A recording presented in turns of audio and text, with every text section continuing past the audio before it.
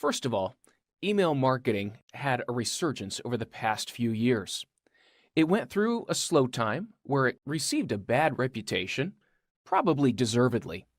But unfortunately, there are a lot of experts out there proclaiming that email is dead or is dying.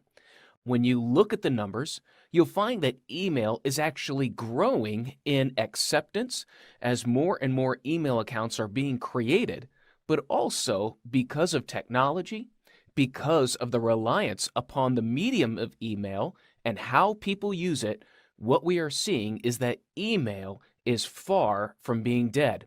In fact, what we see is that email is a vital link to people and the retailers, businesses, and the information that they want to receive. And so let's look at the value of email and how people use it and how businesses are using email now as one of the highest per profit activities of all marketing channels. The first thing in the morning most people do is check their email. More than any other facet of online communication, email seems to be the first thing people do to check and see what messages were received. They sit down and do business before they've eaten breakfast sometimes before they even get out of bed. They're checking their email to see what was received and what's important for the first thing in the morning. But more than that, for the majority of Americans, email is a dominant activity when compared to everything else that people do online.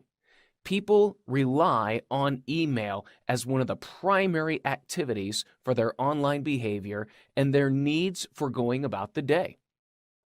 The Direct Marketing Association even says that email marketing has 2 times the return on investment as other online and offline marketing channels.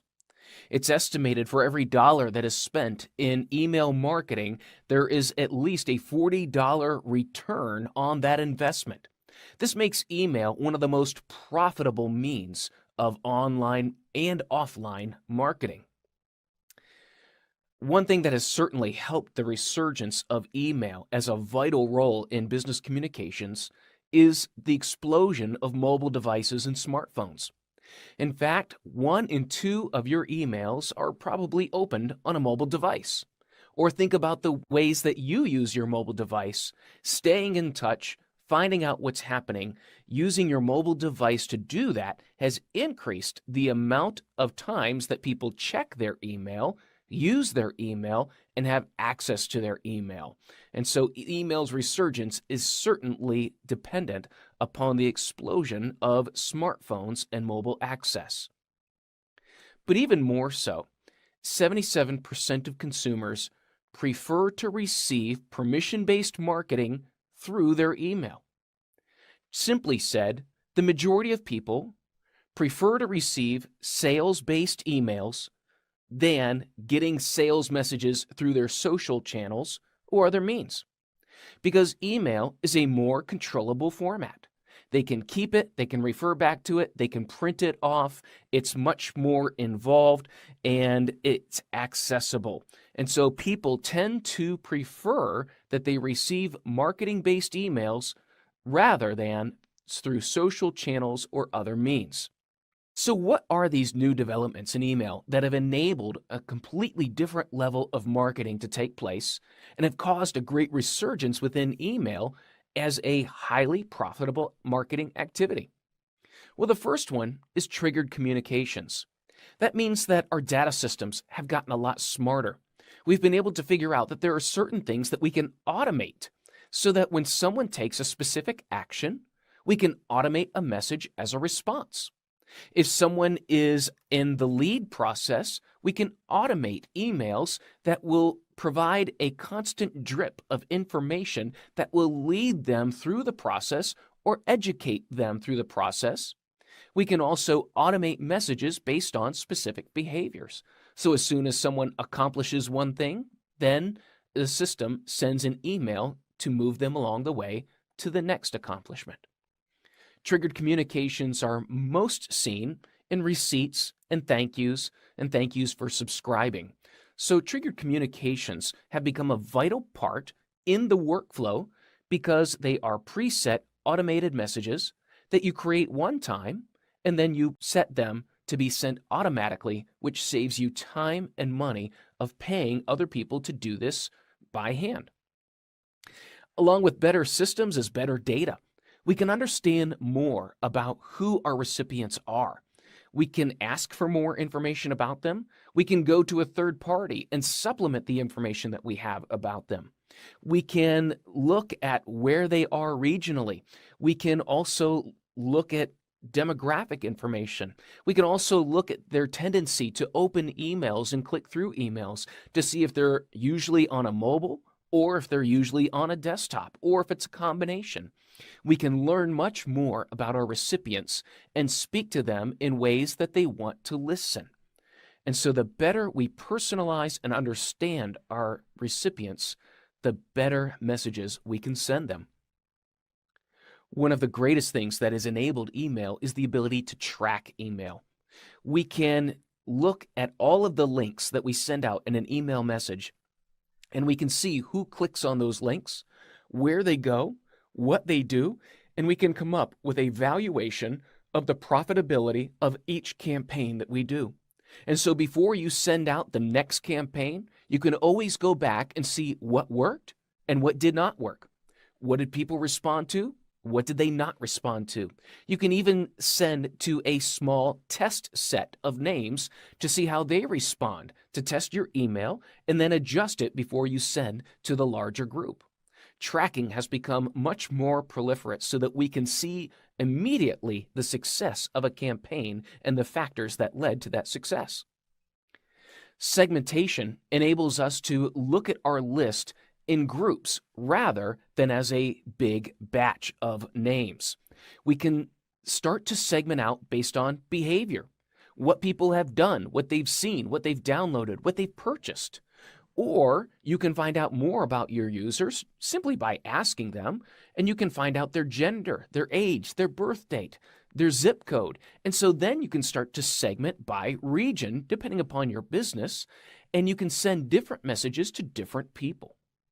From a business standpoint, you can email people differently who live in northern, colder climates than people who live in southern, warmer climates. And you can market to them differently based on the type of business you are, if that's relevant to you, and see differences in the way people behave just based on region. And when you segment out, what you're doing is taking groups of like people and treating them differently based on who they are. And when you do that, you move into personalization. It's very easy now just to take the names and the data that you have in your list and personalize each email that you send with the recipient's name, maybe with their birth date, or with any other information that you have. The bigger database that you create about your users, the more you'll have an ability to personalize their message. And the more it's personalized, the more people will react to that. You have a higher open rate, a higher click rate, a higher transaction rate, the more personal your emails become. Let's look at how this all comes together with an example. You see, it's a numbers game. It starts with the list. As we talked about, the most valuable, most profitable list you'll probably ever build is the one that you develop yourself. But times you may need to go out and find a list, especially if you're just starting out or getting into a different area. And so it starts with the list, the number of names that you have to start with. The next step is to get into the inbox. There's a lot of obstacles here. Because of the proliferation of spam, internet service providers have enacted many ways of filtering email marketing messages.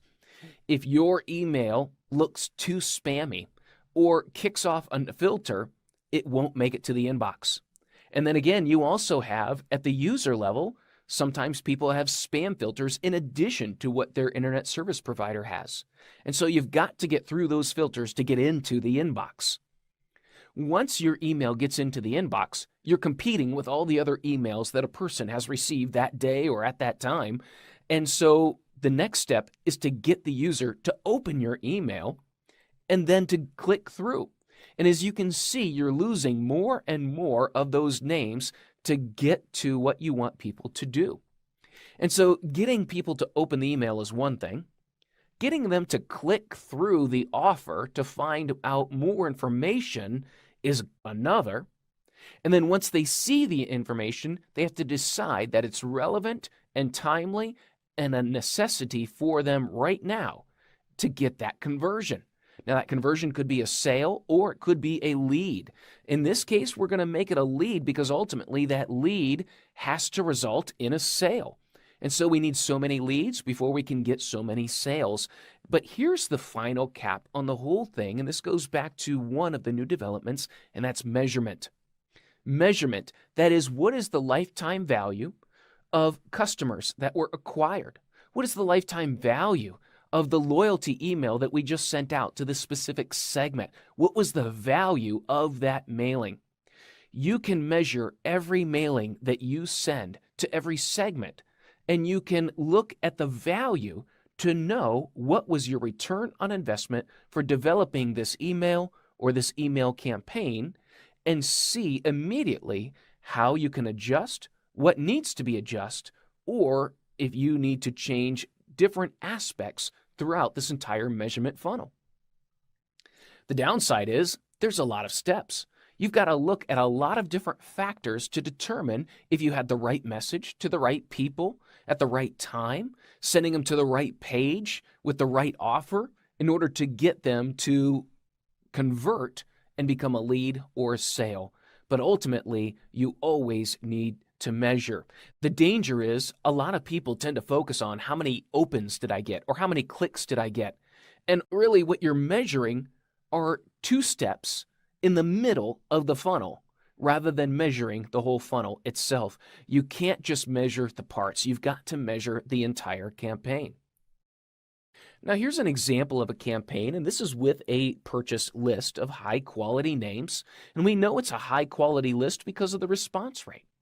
So in this example, the list cost about $5,000 to get 200,000 high-quality names. Now, of those 200,000 names, only 140,000 landed into an inbox. So only about 70% of those names got past spam filters or were valid email addresses.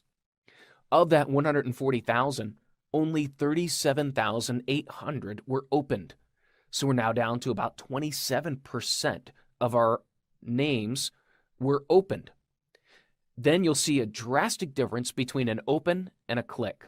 So of the 200,000 names, we're only down to about 4%. 1,625 names are still in the funnel and click through to the landing page. Of those 1,625 that got to the landing page, 52 became a lead. They converted and became a lead. Now, of those 52, 14 became a sale. Now, that's a conversion rate of 26%, which is fantastic. That's great. And of those 14 sales, we know that there are an average of 4 annual sales for every new customer. So if we have 14 new customers at an average of 4 sales a year with an average sale of about $1,800, that comes down to 54 new sales over the lifetime of those customers. That means the campaign generated 1,847% above that $5,000 initial investment for the list. There was a return on an investment of 1,800%. So as you can see, what it takes to develop an email campaign is a good list, a good offer, and a good conversion rate of getting people from that lead into the sale. And then looking at your lifetime value helps you to get a better perspective rather than just the initial campaign, but looking at the long-term value of a customer that was acquired through that campaign. And you can see that the return on investment really makes the case that email is a highly profitable activity in terms of the entire marketing mix. IBM created a campaign very quickly with a budget of $2,000. With that $2,000, they created a personal trainer email campaign that went out to IT professionals for training and education. That $2,000 campaign resulted in validated leads worth nearly $5 million.